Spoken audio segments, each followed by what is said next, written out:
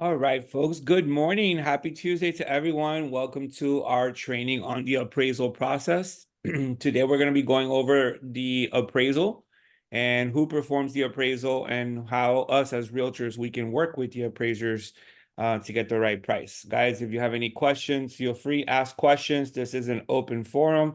Those of you that are brand new to real estate and never been through an appraisal process, you're going to learn everything there is to know about the appraisal. All right, so let's go ahead and get started. I'm gonna go ahead and share a quick screen with you here so you guys can learn more about what the appraisal is. There, give me 1 second.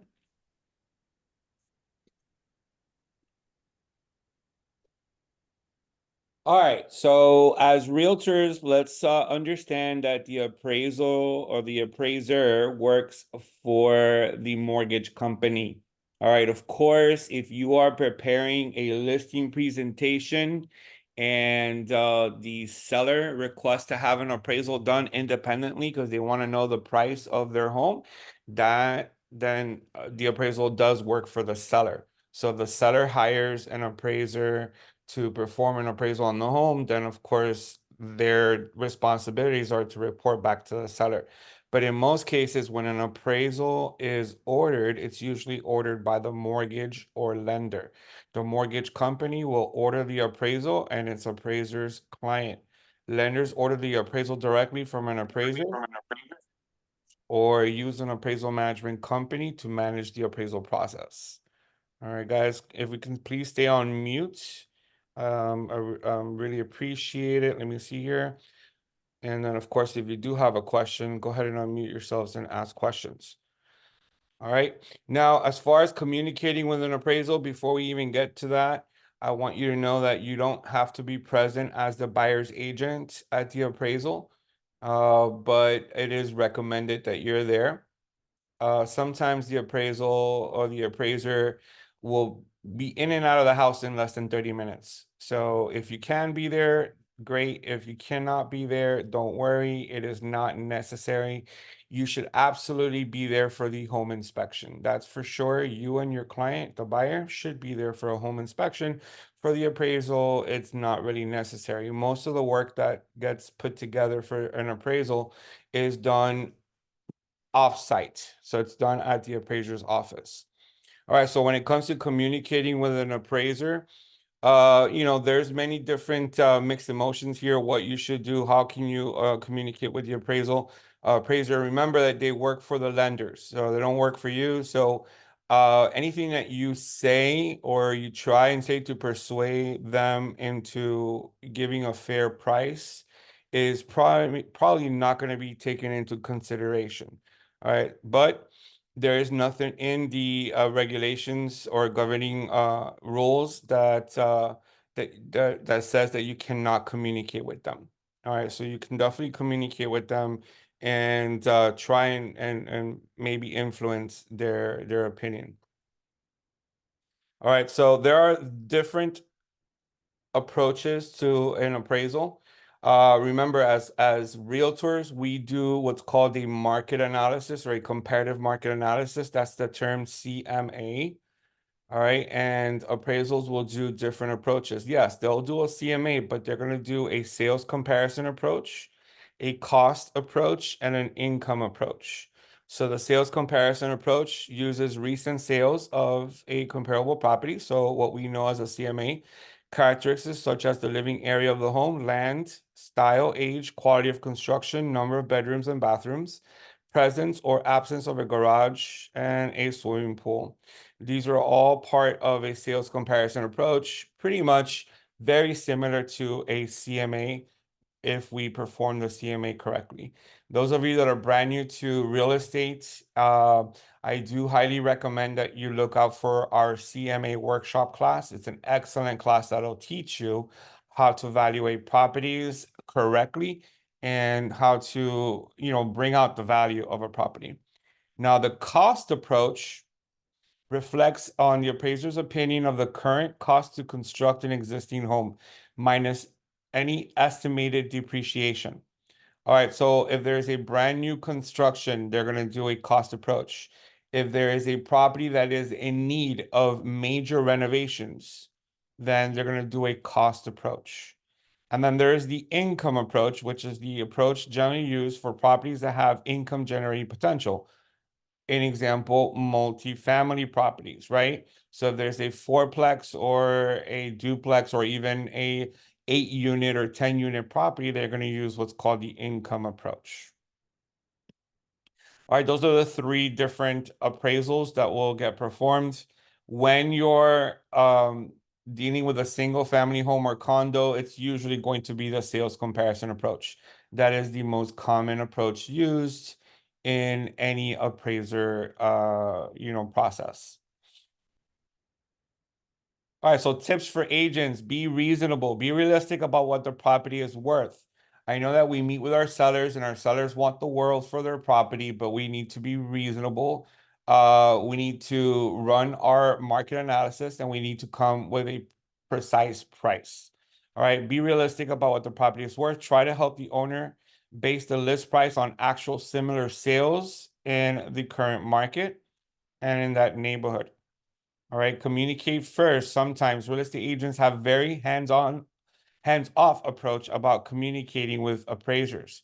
It's understandable. You don't want to bother them, right? You don't want to, you want to make sure that they are on the good side. All right. But until an appraisal comes in too low, of course, when that happens, agents will often start communicating all sorts of things about the property and how the market responds. So this is why if you want to be at the appraisal when it happens, definitely you want to meet the appraiser as they walk into the property and you want to communicate with them.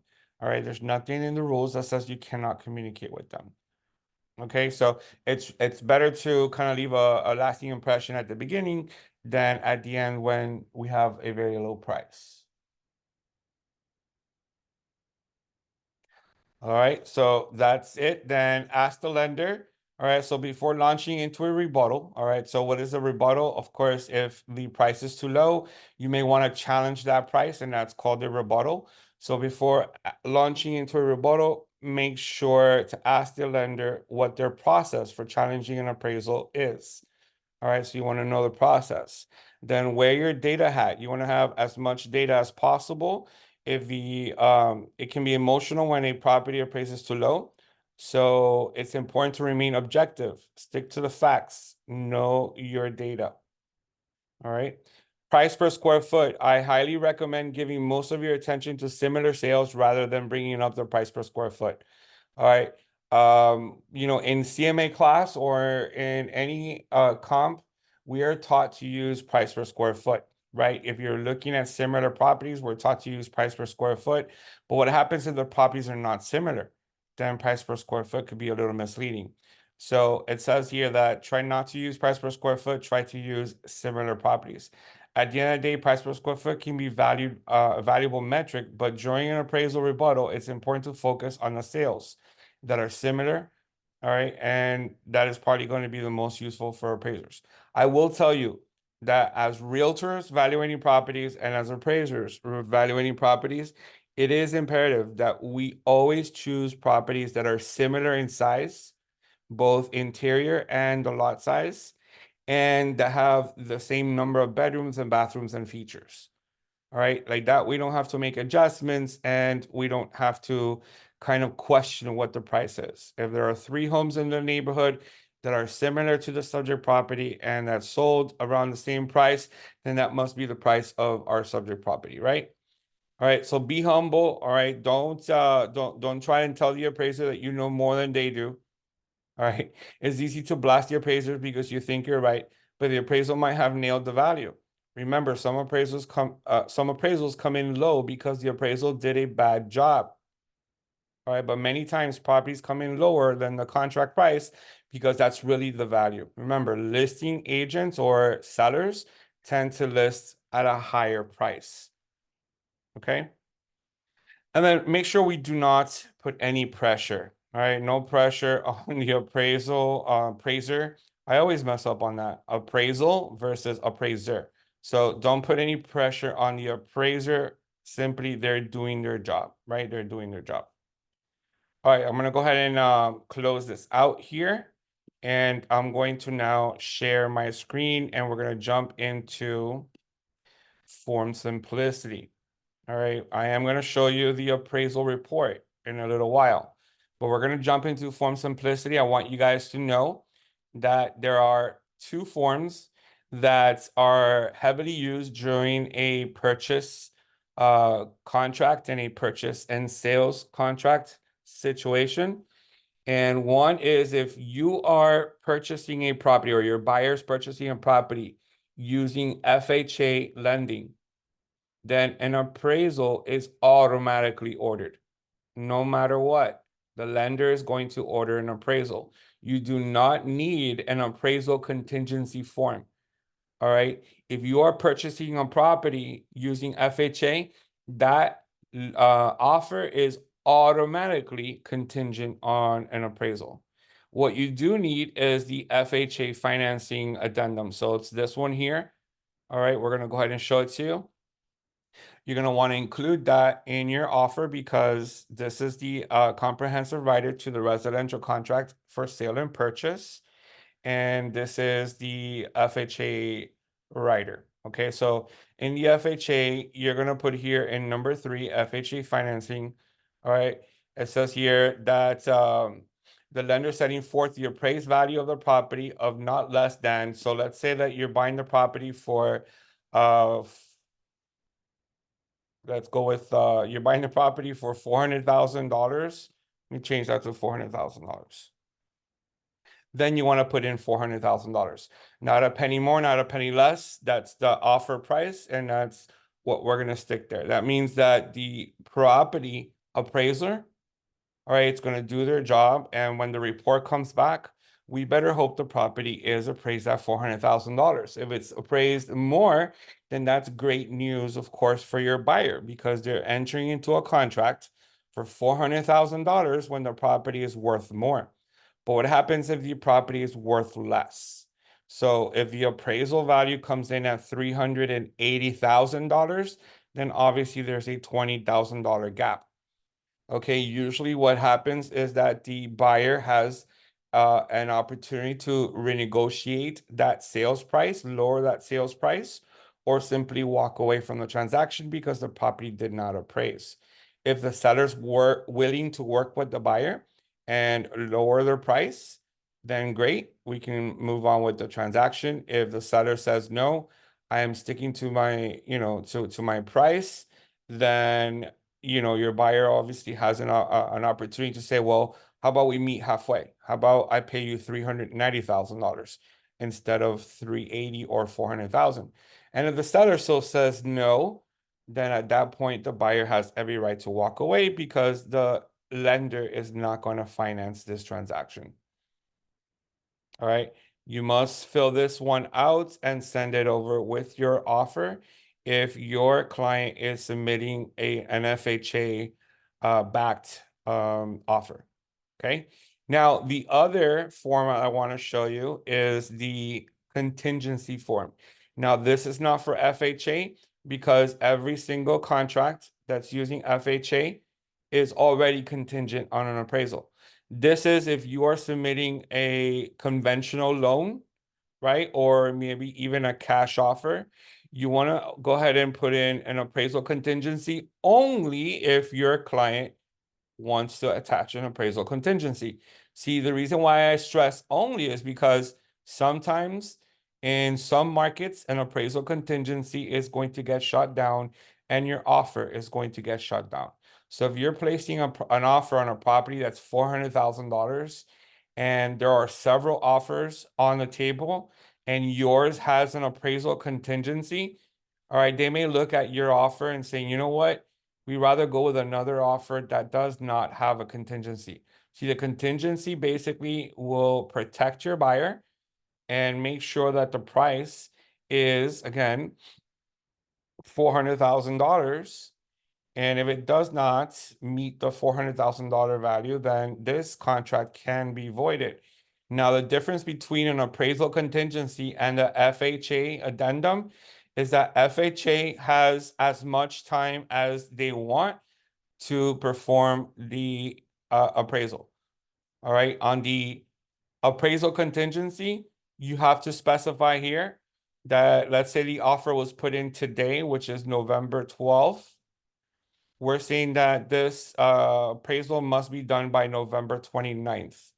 All right, so you got to take into consideration that the lender, right, needs to order the appraisal immediately.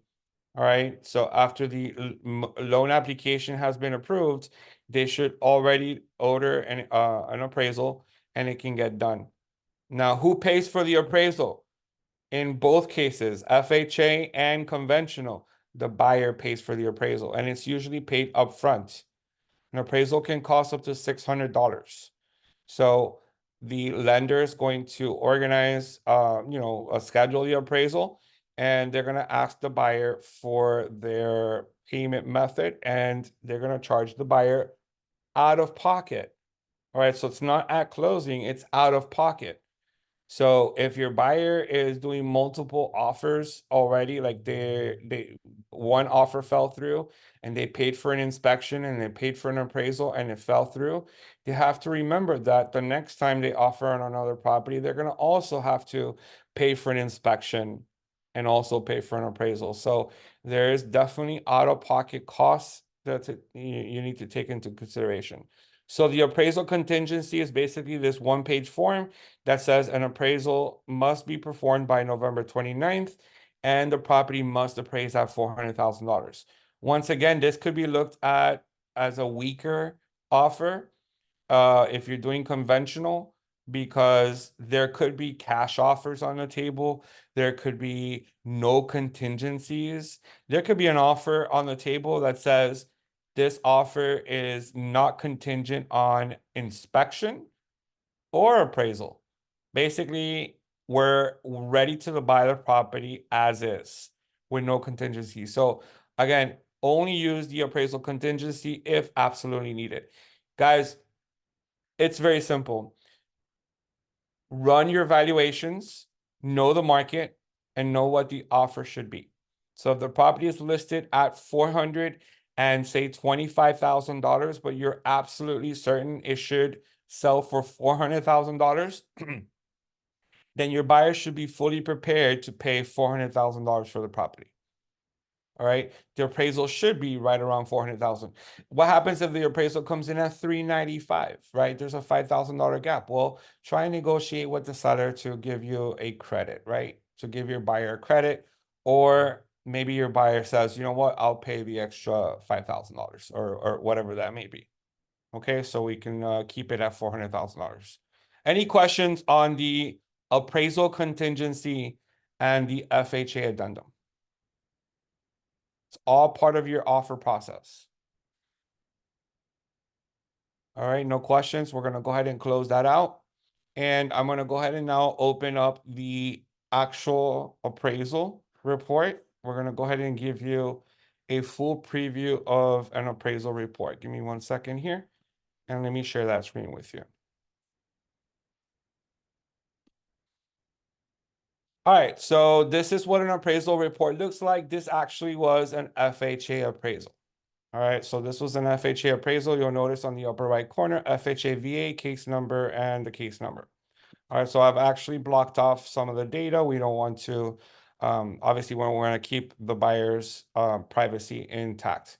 All right, this appraisal was done with Rocket Mortgage. All right, so the lenders were Rocket Mortgage, and then you'll see here different information. All right.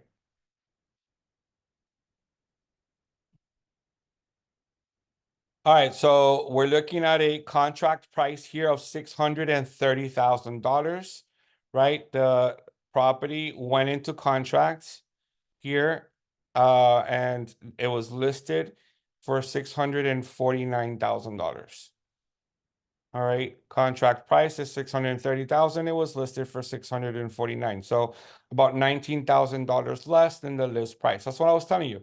So the property is listed at 425, and your buyer, between your guidance and whatever your buyer is comfortable offering, you offer $400,000, then they should be comfortable paying $400,000. So if the appraisal comes in at say 395, if the seller does not want to lower the price to 395, then your buyer should ultimately be comfortable paying the additional $5,000.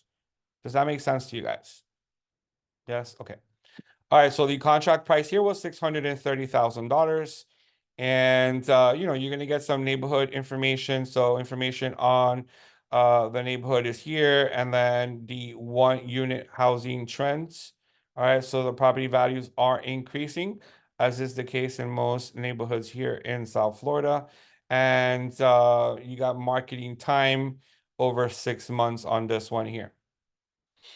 All right, so information on the zoning here, information on electricity, gas, whether it's in a flood zone or not. And then you have here garage description. There is a 1-car garage here, and information on the foundation, information on the exterior, interior. It's almost like an inspection, but it's not, right? I mean, they're not inspecting all of this. They're just taking a look at it so they can come up with a good value on the property. All right, so right here it says, are there any physical deficiencies or adverse conditions that affect the livability, soundness, or structural integrity of the property? The answer was no. If they put yes, then they're going to have to describe what they found in the home. And of course, that's going to reduce the value of the property. Then they're going to go ahead and let you know what comps were used to come up with the price. All right, so what comps were used to come up with the price? You have comparable number 1. You will see some pictures on the comps later on in the report. You got comparable number 2 and comparable number 3. And some more information here.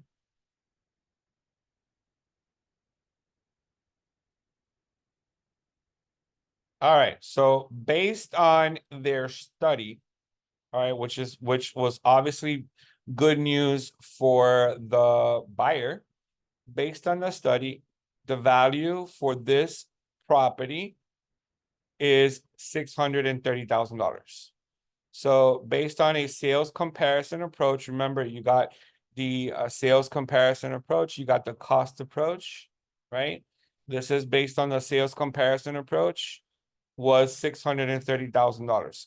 So it was exactly what the offer for the property was. Okay, if this price would have been lower, right? Remember, they offered 630. If it would have been lower, then you are going to have to try and negotiate a lower price with the seller. The seller is going to request to see a copy of the appraisal. Of course, you are going to demonstrate the appraisal to the seller, and you're going to try and negotiate a lower price.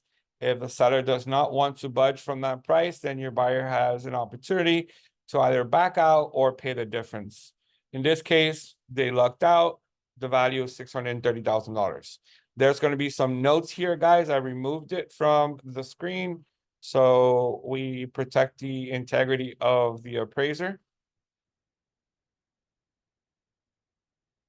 And then there's a cost approach right here, some information on that. And then just standard procedure here, explanation on the appraisal itself. You're gonna see here who performed the appraisal, right? So the appraiser itself and what office they work with. I want to say that a lot of lenders, and I've noticed this, that use FHA, use this guy right here, Otero and Associates. I've probably sold about 5 FHA homes, and I've seen them perform 4 times. So they are definitely one of the most popular ones used. All right, so right here we have here more information on the comps.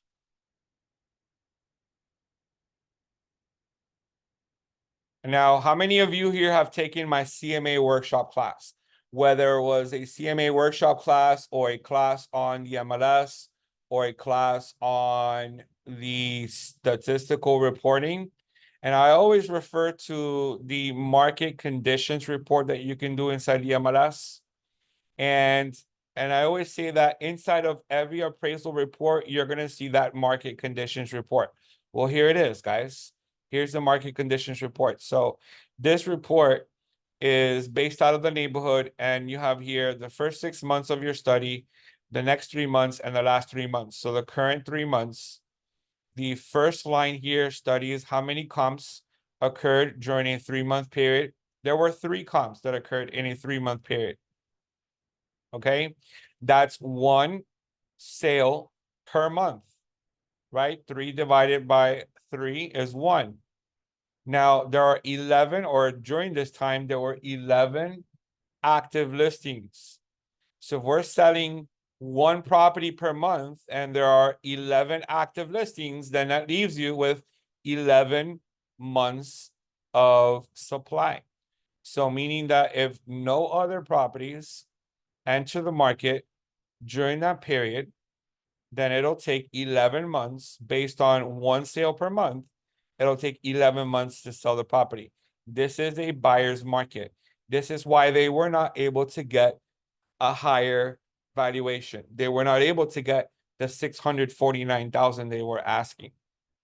Okay, they were not able to get the 649,000 they were asking because this is a buyer's market. 11 months of inventory is a buyer's market. Now, the median comparable sales price comes in at $630,000, which is slightly lower than the actual purchase price of $630,000. All right, and then here we have the median comparable list price coming in at $729,000, which is obviously higher than the $649,000 that was being asked for this property.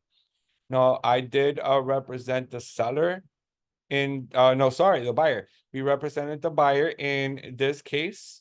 So we were able to be happy with the outcome of the appraisal itself.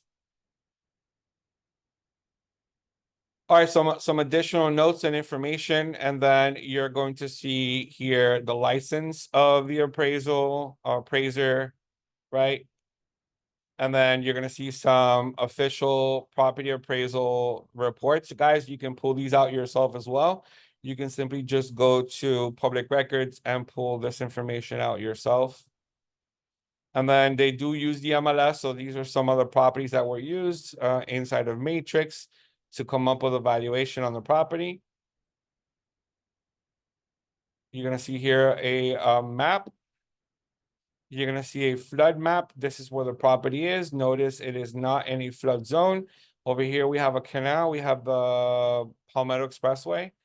And there's obviously some flood areas right around the canal. And here there's some low-lying areas, but the property itself is in a higher elevation and not any flood area. Then you have an aerial photo of the property. And you have your map showing the comps. All right, so here's your subject property right there. And then you got comp number 1. You got another one here, another one here, another one there. So comps all pretty much within the neighborhood. And then you have pictures of the subject property. This was the subject property.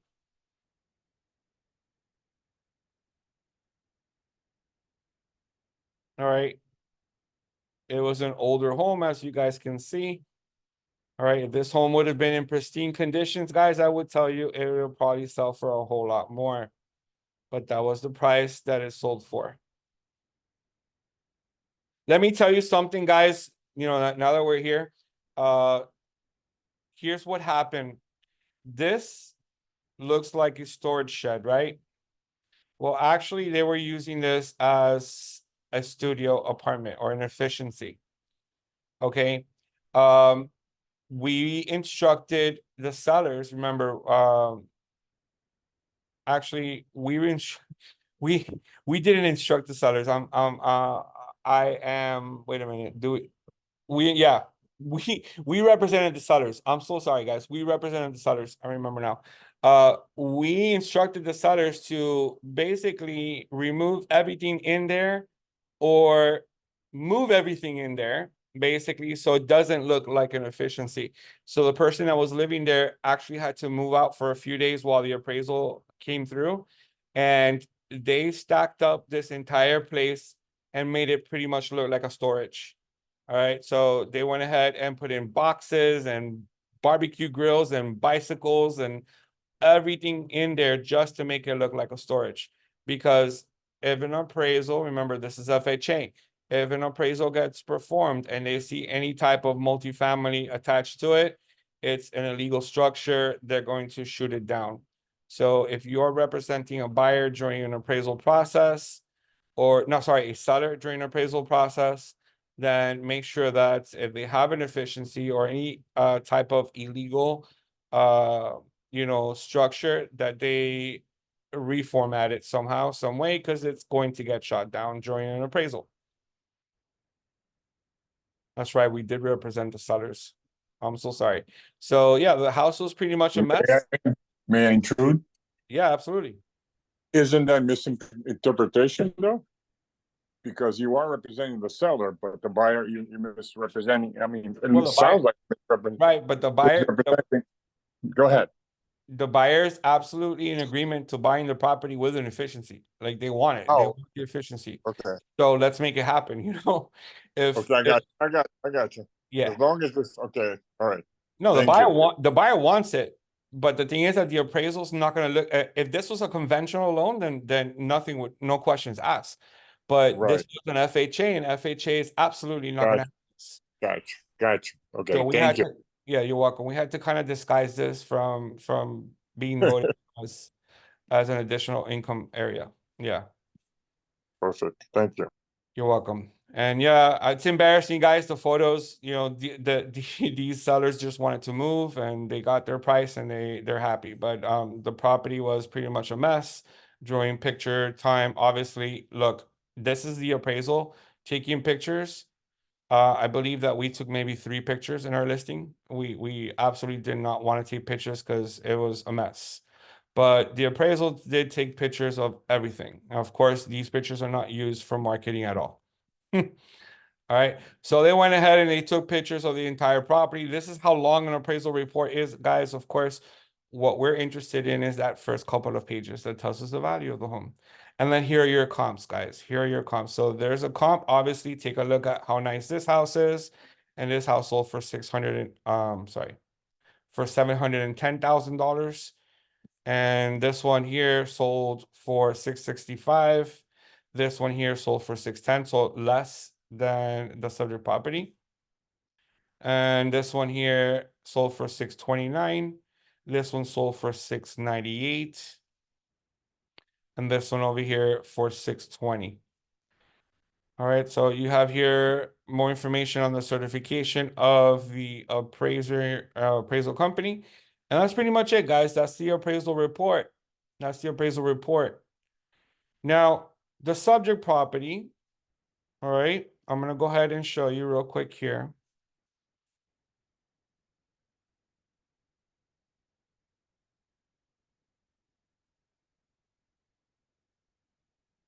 My apologies for the silence. I'm trying to find the address of the subject property. 7300 Southwest 13th Street, guys. Now, I'm going to show you how to run a CMA on a property. Now, this sale occurred in April.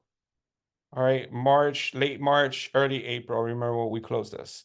So I'm going to go ahead and stop sharing here, and I'm going to open IMAP.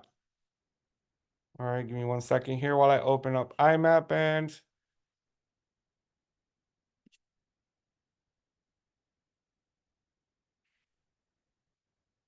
All right, so IMAP is, of course, one of our programs that we have over here. It's actually right next to the MLS. You want to open it up and you want to go to Miami-Dade County tax search. And right here for property address, you're going to put in the property address, which was 6300, I believe, Southwest 15th Street.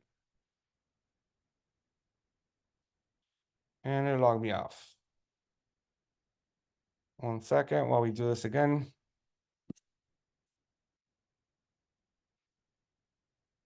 7300, sorry, 7300. All right. So 7300.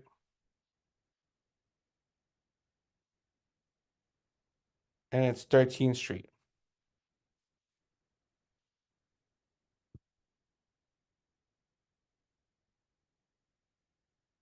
And here's the property. We're going to select it and we're going to go ahead and click on view and tabs. And here's your property. All right. So when did it sell? It sold on April 10th, 2024 for $630,000. Okay, don't pay too much attention to this value right here. Let's see if this price is a strong price or not. We're going to go ahead and click on find comparables here on the right hand side. All right, and then we got all of these comps, right? That gray line right there, that's a 1/2 mile radius. This red line here is a 1 mile radius. So we obviously want a 1/2 mile. So we're going to come here to the located within, and we're going to go and switch this to 1/2 mile, sold in the last 6 months. And then we're going to go ahead and click on update criteria. All right, so we have 4 comps. And what we're looking at is that we have a property that sold for 667, a property that sold for 619 or 620, a property that sold for 640, and one property that sold for 340.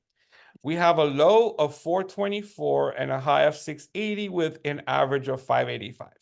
Now, obviously, folks, there's one property in our comps that is giving us a very bad reading, and that's this one here for 340.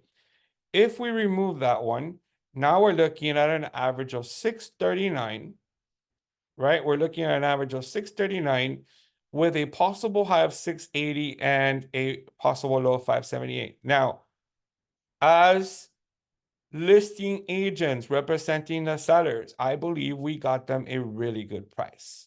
Because if anything, this property has not appreciated much over the last 6 months.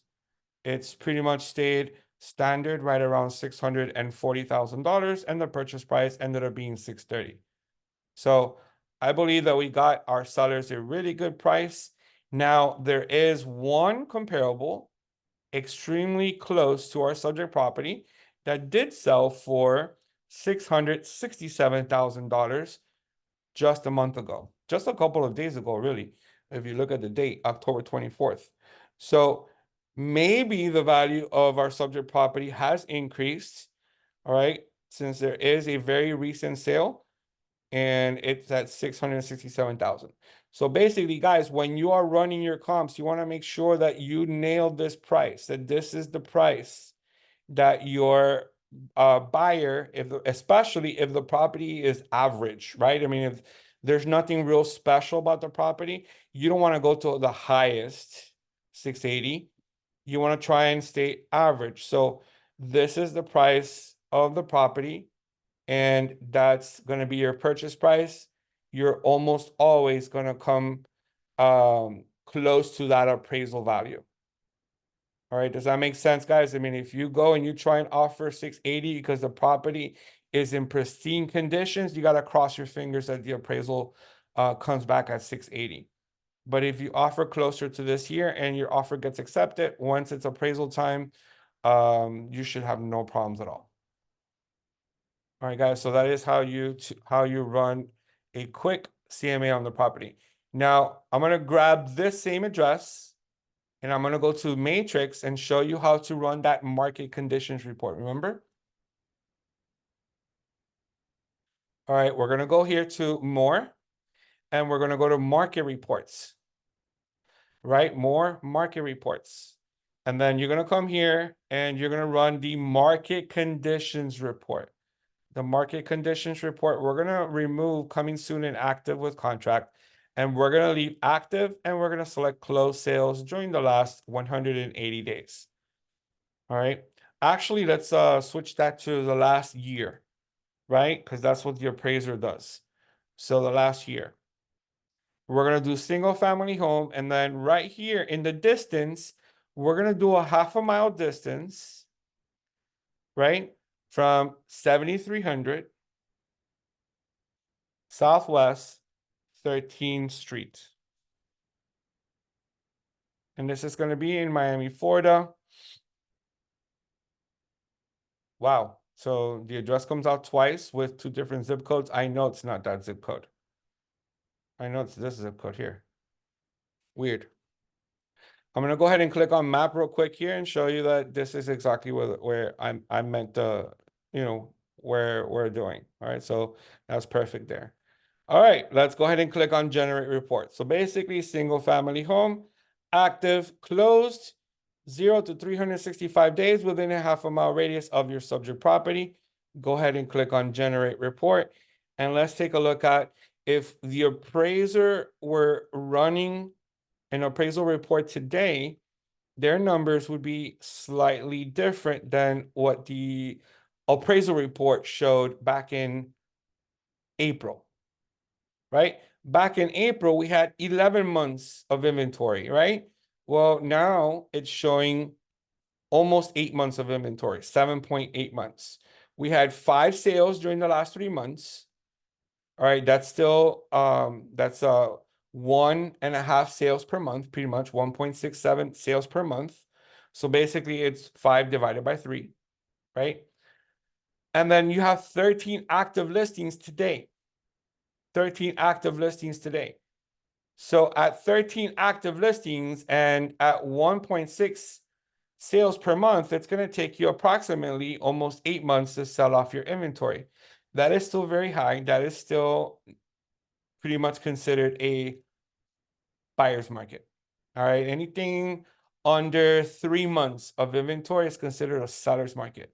Anywhere between 4, 5, and 6 months, right? 4, 5, or 6 months, it's considered a stable market. And then 7 months or more, you're looking more as a buyer's market.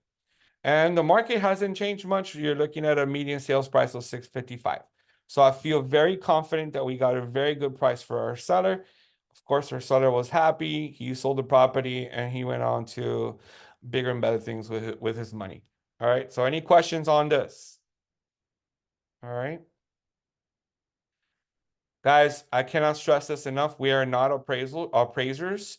So when we run our valuations, we're simply running CMAs, which is a market analysis. The appraisal is going to take into consideration home renovations or take the cost approach, which is any cost of the property, for renovations and what the property could potentially be worth based on renovations. All right, so we're not going to be doing that. We're going to be doing just strictly a market analysis.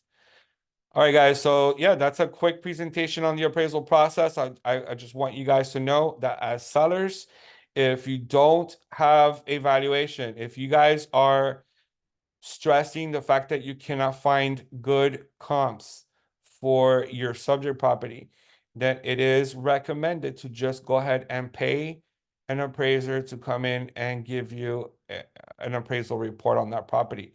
Now you have the peace of mind. Even if it costs your seller $600, now you have the peace of mind that you have a valuation, right? Buyers should not do that. Buyers should not be ordering appraisers left and right. Buyers should only reserve that one appraisal that they have to pay for once they're under contracts. And of course, the lender is going to order that and the buyer is going to pay for it. All right, guys. So that's going to pretty much cover the appraisal process, what it's going to take for us to move on with our sales transaction. Remember that during an FHA, an appraisal performed during an FHA, that price that comes back, right, that $630,000 that you saw there is now a valid price for any offer for that property that is through FHA for 6 months. This is why you oftentimes see a deal fall through that was an appraisal. And the next time around, the sellers are not going to accept FHA financing because, of course, the appraised value is now at $630,000, and that's a good price for 6 months. So there are many times when a deal falls through and then the seller immediately goes to the MLS and they remove from financing terms considered, they remove FHA. They're like, you know what? We no longer want FHA financing. We want conventional or cash. All right. In a conventional appraisal, the price is not going to stick. Basically, 630, it falls through, you know, wait for the next buyer to come and offer a higher price. That's fine. Okay. All right, guys, thank you so much for joining us for this appraisal presentation. I'm going to go ahead and load it up to our YouTube channel. Those of you that have not visited the YouTube channel lately, there's a lot of really cool videos on YouTube. I'm going to go ahead and share that screen with you. This is the YouTube channel. You know, whether you want to look up that CMA workshop class or you want to learn about commercial MLS, anything that has to do with our trainings, you're going to find them in our YouTube channel. So please visit our YouTube channel and you know, start watching some of these videos. And then I look forward to seeing you guys on Thursday for our next class. All right, guys, thank you so much. Have a great day, everyone. Thanks, Robert. Thank you, too.